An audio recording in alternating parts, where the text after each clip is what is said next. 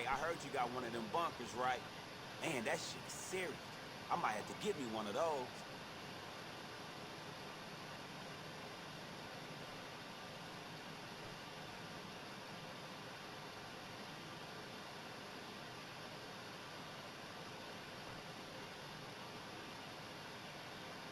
The comics industry, that tends to happen. From speedsters to archers to magicians, there are more than a few oddly similar characters in both. Thanos and Darkseid. Darkseid shows up in DC Comics in 1970 as the ruler of Apokolips. He's basically a space god dictator whose entire long-term goal is to take control of the universe by finding the anti-life equation, which would let him remove free will from every living being. I have turned 100,000 worlds to dust looking for anti-life. At a kill count of 100,000 worlds, maybe the real anti-life equation was Darkseid all along. Fast forward to 1973, and we get Thanos in the Invincible Iron Man number 55, another alien warlord who spends most of his time looking for a way to impose his own idea of order on the universe. In this case, by collecting the Infinity Stones and wiping out half of all life to create what he believes is balance. Most people would just call it genocide, but there's a reason he's called the Mad Titan. So you've got two massive purple-toned cosmic villains, both operating on a universal scale, both trying to reshape reality according to their personal philosophy, and both sitting at the top of their respective universes as the big endgame threat that requires basically everyone to show up and deal with. Coincidence? I think not. In Darkseid's case, it takes the entire Justice League to put him down. It's pretty much the same for Thanos. Every superhero, enhanced individual, and alien available has to band together to take him down.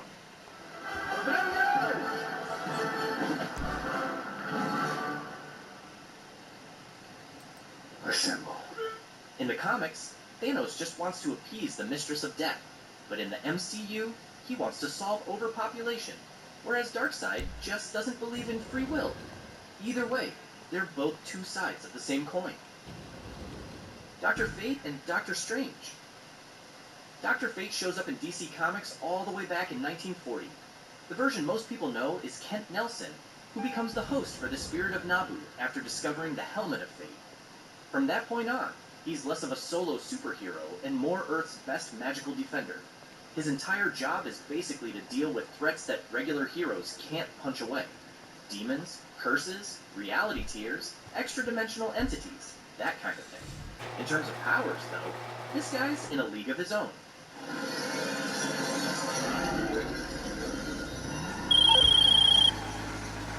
Hey, so we paying a visit to the Triads.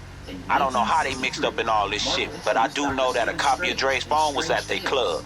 So that's where we... Hey, so just before you go full enhanced interrogation on the bouncer, here's the plan. We access the security camera system and cross-reference the footage with when we know the phone was there. Shit sounds good to me, but can't we just hack the feed? No deal. The system is some thrift store level shit. It's not even online. You'll need to get the physical tape from their office. Oh shit, that's easy.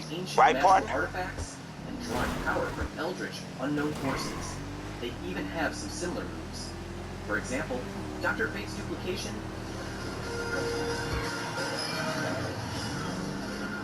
is a lot like Doctor Strange's.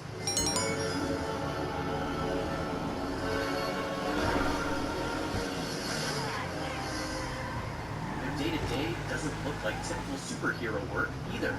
No city patrols or the occasional friendly neighborhood civilian rescue. Most of what they're doing involves protecting reality from forces that could totally destroy it. They're both the designated magic specialists for their respective universes. There is a key difference, though. Dr. Fate is a host for Nabu, but Stephen Strange's talent and skill are all his. That's not to say Dr. Fate isn't incredibly capable. It's just that Stephen doesn't have anything but his cape and some magic tools backing him up. Hawkeye and Green Arrow. Both of these guys are archers, but one ends up living in a secluded hut, and the other comes home to a mansion. But they're similar in the ways that matter. They're secret identities. Both of them are archers with deadly precision, and both of them rely on high-tech machinery to spice up their arsenal. Green Arrow first appeared in DC Comics in 1941 as Oliver Queen. a billionaire who ends up becoming a vigilante after a traumatic survival experience, which forces him to learn archery and hand-to-hand combat. Then, we see the character brought to life in CW's Green Arrow, but it's a lot different from how he is in the comics. The general gist is the same, though. I've been stranded here for 5 years.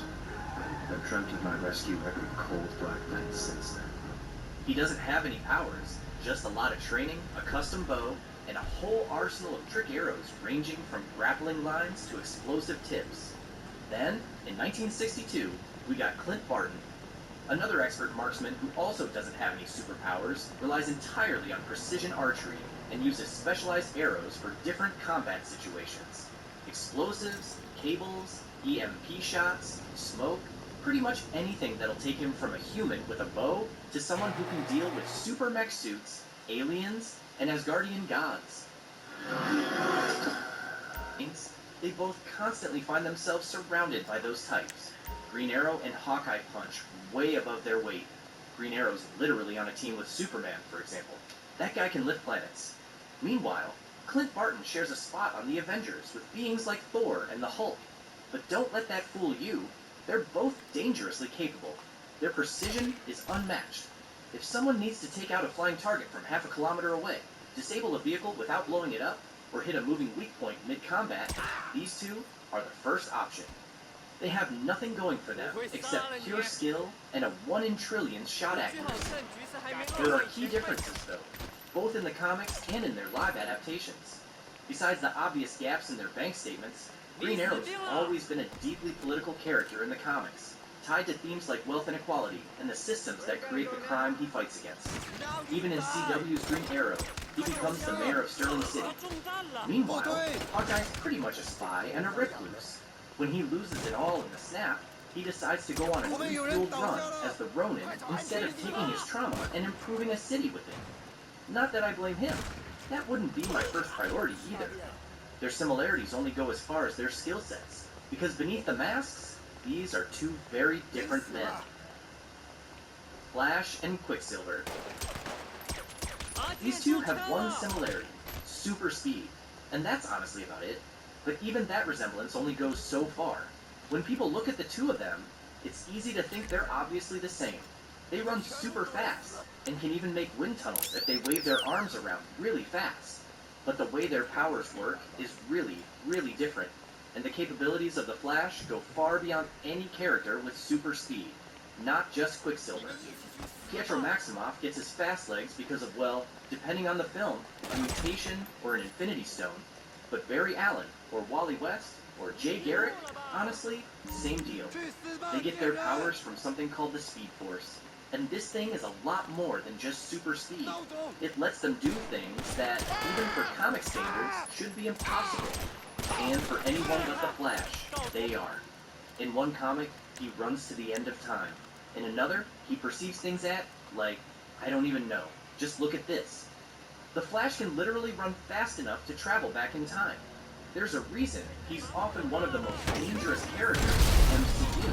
Because at his absolute peak, even A-listers like Superman struggle to keep up. Meanwhile, Pietro Maximoff can go faster than anyone else around him, but that's pretty much it. And ultimately, he wasn't fast enough to save himself. You didn't see that color, both in terms of their power and their role, and even their kingdom. Namor, the mutant son of an Atlantean and a human, is the ruler of Atlantis. He's also known as Submariner in the comics.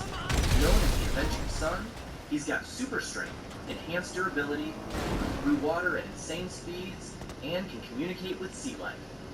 Plus, there's the massive armies he commands. Most of his stories revolve around protecting Atlantis and dealing with surface world interference. On DC's end, it's pretty much the same deal. Arthur Curry, aka Aquaman, is the son of lighthouse keeper Tom Curry, and Atlanta, the Queen of Atlantis. He's got essentially the same powers as Namor, although I think his are a lot more extreme. Plus, there's that trident of his. So now you've got two hybrid human Atlantean rulers of underwater kingdoms, both acting as monarchs, both capable of commanding sea creatures, and both strong enough to go toe-to-toe with heavy hitters on land, despite being ocean-based characters. Out of everyone on the list, these two are probably the most similar. They find themselves in the same political struggles, and the same back and forth between balancing their place on land and their role as rulers of the seas. They have to deal with things like conflicts over land with the surface world, military retaliation when Atlantis is threatened, which is pretty much the plot of Wakanda Forever thanks to the vibranium detector, and their people's never-ending distrust of those who live above them. They live in the same kingdom, have the same powers. They're both half human, half Atlantean, and they pretty much deal with the same diplomatic issues. While a lot of the people on this list just have the same power set, these two almost have the same life. Black Cat and Catwoman. If you look at Gotham and New York long enough, you'll notice they both seem to have the exact same burglary problem. Someone keeps breaking into high-security facilities, stealing very specific things, and then escaping without setting off half the alarms that were meant to stop them. In Gotham, that's Selina Kyle, and in New York, it's Felicia Hardy. Basically, two grown women that have a thing for dressing up as cats. They're more anti-heroes than villains, and they both have an on and off romance with their city's superheroes. First and foremost, though, they're pro-thieves, and their skill set shows it. Both rely on agility, stealth, and a set of cat-themed tools to get by. They have all kinds of other gadgets, too. Even got claws, plus grappling lines, night vision lenses, lockpicks, and anything to help pull off a big score. Catwoman is a bit more connected to Gotham's underworld, while Black Cat tends to have more team-ups with Spidey. They also have a few more differences. Good shit. Felicia is a thief partly because she loves the thrill, and because her dad was one, while Selina